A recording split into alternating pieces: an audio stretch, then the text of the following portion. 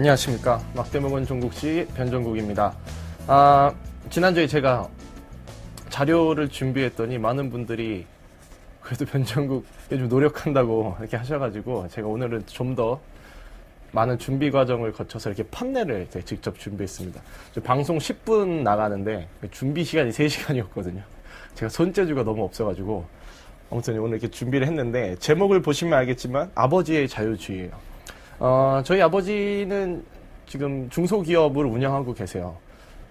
중소기업을 운영하고 계시고 예전에 이제 직장 다니시다가 그만두시고 나서 사업을 하고 계신데 근데 이제 요즘 우리나라가 기업 분류해서 뭐 대기업, 중소기업 중소기업도 사실 안에서 이게 소기업이냐 중견기업이냐 이런 것 좀 나눠줄 기준이 사실 또 필요하긴 한데 어쨌거나 따지고 보면은 저희 아버지 회사의 직원이 저희 어머니랑 삼촌, 그 넷째 이모 이건 간의 수공업이 맞는 것 같은 어쨌거나 이게 그리고 이제 코스메틱 화장품 업계에서 이게 자그마한 정말 간의 수공업을 하고 계십니다.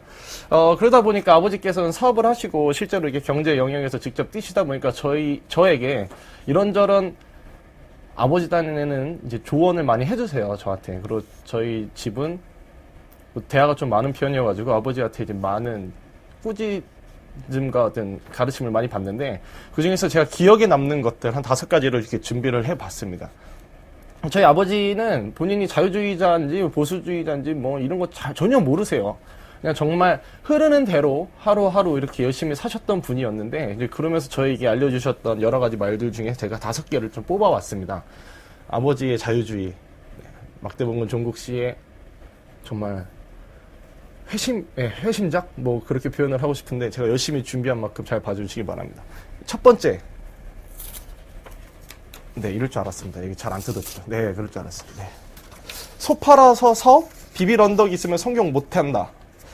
아버지가 고향이 경남 청학동이세요. 청학동 쪽인데 청학동이 정말 잘 아는 시골이죠. 근데 저희 아버지가 사업을 하시면서 하는 말씀이 이런 말씀을 하세요. 과거에 집에서 소를 팔아서 올라와가지고 사업을 했던 사람 치고 사업 안 망한 사람 거의 없다는 거예요. 이제 무언가 자기가 벌어서 만들어낸 돈이 아니라 어디선가 가지고 왔거나 어디선가 무한히 도와줬던 분들이 돈을 가지고 사업을 한 사람은 대부분 망한다는 겁니다. 물론 이제 다 그런 건 아니죠. 뭐 정주영 회장도 소 팔아서 올라왔는데 엄청 잘 됐는데 어쨌거나 강조하고 싶었던 건 그런 것 같아요. 우리가 보면 보조금이나 이런 지원책을 많이 정부에서 실행을 하고 있는데 그것을 받는 분들은 물론 이제 어느 정도 회복을 하고 굉장히 열악한 환경에서 극복을 할 수 있는 어느 최소한의 비용을 지불한다고는 생각하지만 한편으로는 그것이 과해지면 우리가 중소기업, 중견기업이 대기업으로 못 가는 이유 중 하나가 대기업으로 가는 순간 중소기업, 중견기업이 받았던 혜택 자체를 못 받기 때문이라는 대단한 보조금의 역설이 있듯이 어떤 비빌 언덕이 있으면 성공을 못 한다는 말은 결국에는 어떤 이제 강력한 보호 안에서 사실상 성장이 오히려 어려울 수도 있다는 그런 역설을 저에게 매일 가르쳐 주고 계십니다. 뭐 제가 야구를 굉장히 좋아하는데 야구팀은 다른 타 팀에 비해서 선수들이나 어떤 구단에 투자하는 비용이 너무 많아요. 너무 많고 굉장히 이제 우리나라에서 가장 많은 투자를 하는 그런 야구팀인데 반면에 성적이 그렇게 많이 나오지는 않습니다. 그래서 이제 팬들과 술 한잔 하면서 이런저런 얘기를 하다 보면 팬들이 하나같이 하는 얘기가 너무나 많은 투자를 해주기 때문에 그렇다는 말이 나와요. 심지어 2군에 있는 선수들도 타 팀의 1군 선수들만큼의 이상의 대우를 해주고 하다 보니까 오히려 너무나도 선수들이 안일해지는 거 아니냐라는 이런 말을 하거든요. 그리고 이제 야구판에서는 뭐 제가 넥센 히어로즈 팬인데 넥센 히어로즈는 이제 강진 매직이라는 말이 있습니다. 이제 강진, 전라도의 강진이라는 곳에 2군 구장이 있는데 거기 굉장히 이제 분 냄새가 많이 나나 봐요. 그런 냄새가 많이 나서 강진으로 2군을 내려갔다만 오면 너무나 잘하는 거예요. 거기 더 이상 내려가기 싫어가지고.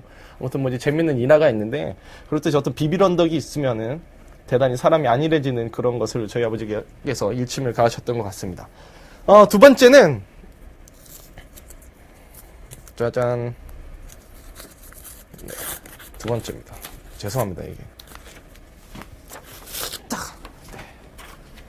요즘 동반 성장이 이제 한 적합업종 정부가 정해 놓으면서 이렇게 지금 말들이 많은데, 어떤 산업 혹은 사업의 미래를 알고 싶으면 뭐 정부한테 갈 필요 없이 딱 하나만 물어보라고 하더라고요, 제 아버지가. 그 사업을 사장님한테 가서 그 사업을 당신 자식에게 물려주시겠습니까? 안 물려주시겠습니까? 한 번만 물어보라는 거예요. 그래서 만약에 물려준다고 하면 그 사업은 굉장히 앞으로도 잘 나갈 가능성이 있는 사업이고, 물려주지 않겠다고 하면 그 사업 혹은 산업은 하향세에 있는 사업이라고 하시는 거예요. 저희 아버지가 화장품을 하시는데 저에게 사업을 물려준다는 말을 단 한 번도 해본 적이 없고, 아들들도 당연히 사업을 물려받을 생각조차도 하고 있지 않습니다. 왜냐? 물론 관심도 없지만 굉장히 미래가 암울한 사업이거든요. 그러다 보니 아버지는 절대 이걸 하지 말라고 그래요. 그리고 또 재미있는 거는, 그 사업 물려주겠다고 하면 결국엔 돈이 되는 사업이라는 그런 말씀이신데, 뭐 이런 말도 하세요. 당신 자식에게 그 사업을 물려줄 수 있겠느냐. 그러니까 이제 규제에, 제가 저번 시간에 말씀드렸던 것처럼 어떤 규제를 하게 됐을 때 이제 규제 담당자가 이렇게 규제 제안을 가지고 올 거 아닙니까? 그럴 때 한번 물어보는 거죠. 너라면 혹은 네 아들이라면 이 규제대로 하라고 하겠냐? 나는 안 하겠다 하면 거절을 해버렸다는 그런 규제개혁위원장님이 말을 했었는데, 당신 자식에게 그 사업을 물려주시겠습니까? 정말 이 사업판에 계시는 분들이 너무나도 잘 알겠죠. 사업의 미래와 현실에 대해서. 그런데 이제 정부가 동반성장론을 강조하면서 적합업종을 하고, 뭔가 대단한 치명적인 이성에 대한 자만을 바탕으로 뭔가 미래를 계획할 수 있고 미래를 알 수 있다는 성견지명을 아주 보여주고 있는 대단한, 정말 인사동 돗자리 깔고 계시는 그런 예언가적인 모습을 보여주고 계신데, 그거 어떻게 될지는 뭐 지켜보면 알겠죠. 어쨌거나 사업의 미래, 참 이게 씁쓸한 질문인 것 같기도 합니다. 세 번째는, 이거 잘 안 뜯어져요, 김 PD님. 네. 자, 네. 좋습니다. 저희 아버지가 항상 하시는 말씀이 있어요. 저한테는 그래요. 종구가, 너는 아버지보다 가방끈이 월등히 길다. 제 아버지는 야간고등학교 이렇게 졸업하셨는데, 어머니도 그렇고. 그러면서 하시는 말씀이, 지식은 나보다 훨씬 뛰어나고 나보다 많이 알지 모르겠지만 어떤 세상 경험은 아직도 어린애 같아 보인다라는 말씀을 하세요. 그러면서 하시는 말씀이, 세상이 이론대로 우리가 책에 있는 대로 돌아갈 것 같지 절대 그렇게 돌아가지 않는다. 세상이 그렇게 만만하지도 않다. 수많은 실타래가 얽혀있다. 이런 말씀을 많이 하세요. 그러면서 하셨던 말씀이, 보이지 않는 것이 있다는 거예요. 실제로 저희 아버지가 사업을 하시면서 어떤 이제 기술이 있으세요. 기술이 있어서 뭐 대기업 화장품에서 이렇게 오신 거예요. 그걸 딱 이제 보시더니, 이거는 뭐하러 그렇게 손으로 하냐. 기계로 이렇게 하면 될 거 아니냐 하면서 이렇게 막 사업 투자 제안을 이렇게 하셨다고 그러더라고요. 근데 저희 아버지께서 코드숨을 쳤다고 해요. 그러면서 집에 들어오셔서 그 일화를 얘기해주면서 저에게 하시는 말씀이, 우리가 그걸 안 해봤겠냐. 수도 없는 시행착오를 겪어보고 안 되는 거 알기 때문에 우리가 안 된다고 말하는 것인데, 젊은이들은 어떤 어른과 윗세대들의 수많은 시행착오를 통해서 겪었던 어떤 가르침에 대해서 너무나 소홀히 생각을 한다는 거죠. 이게 참 우리가 너무 지나간 말씀이라고 어른들의 말씀을 귀담아 들어야 된다고 하면서, 젊은이들이, 저도 그렇고 아직은 이제 실제로 경험해 보지 않았고 워낙 책에서만 많은 것을 배워봤기 때문에 그런 거만함 아닌 거만함을 좀 보일 수도 있다고 생각을 합니다. 그리고 네 번째, 네. 뭐 언제나 하시는 말씀이에요. 저한테, 종가 1시간 덜 자고 1시간 더 뛰어봐라. 대한민국에서는 돈 잘 번다는 겁니다. 물론 뭐 요즘에는 개천에서 용 안 난다, 아무리 열심히 해도 뭐 안 된다, 물론 그렇죠. 어떤 노력과 인위적인 우연의 요소가 분명히 개입이 되는 거는 세상은 마찬가지인데, 1시간 덜 자고 1시간 더 뛰어봐라. 아버지가 워낙 오죽 답답했으면 저에게 그러셨겠어요. 뭐 10분만 더 공부해, 하루에 10분만 남들보다 더 책을 보면 1년이면 3,650분이 되고, 남들보다 월등히 앞서갈 수 있는 지식의 양을 이렇게 얻을 수 있는 그만한 시간이 벌어지는 건데, 아버지께서 항상 하시는 말씀이 이거고, 또 비슷한 말씀을 하세요. 아버지가 사업을 하실 때마다 하는 말씀이 있어요. 대한민국 경제는 좋았던 적이 단 한 번도 없다는 거예요. 사람들한테 한번 물어보세요. 경제 좋냐고 물어보면 어느 사람이건 언제건 간에 대한민국 요즘 살기 힘듭니다. 죽겠어요. 요즘 사업이 안 돼서. 도대체 언제쯤 좋아 우리나라. 하지만 세계적으로 보면 엄청나게 잘 살고 있죠, 우리나라가. 하지만 그러나 이제 실제로 경제 영역에서 뛰고 계시는 개인들은 언제나 어렵고 언제나 힘들다고 그럽니다. 그러면서 또 이런 말을 하죠. 흔히 이제 굉장히 현 정부, 지금 이제 이명박 정부를 싫어하는 사람이 이명박 정부 들어와서 서민들의 생활이 더 힘들어졌고 뭐 경제가 더 파탄이 났고 뭐 자유주의가 어째서 뭐 또 이런 말을. 저희 아버지가 그런 말을 들을 때마다 하는 말씀이 있어요. 좋다. MB 때 경제가 파탄 나고 힘들었다고 하자. 그러면 그렇게 말하는 사람은 노무현 정부 때는 잘 살았냐 이거예요. 천만에 좀 착각하지 말라는 거예요.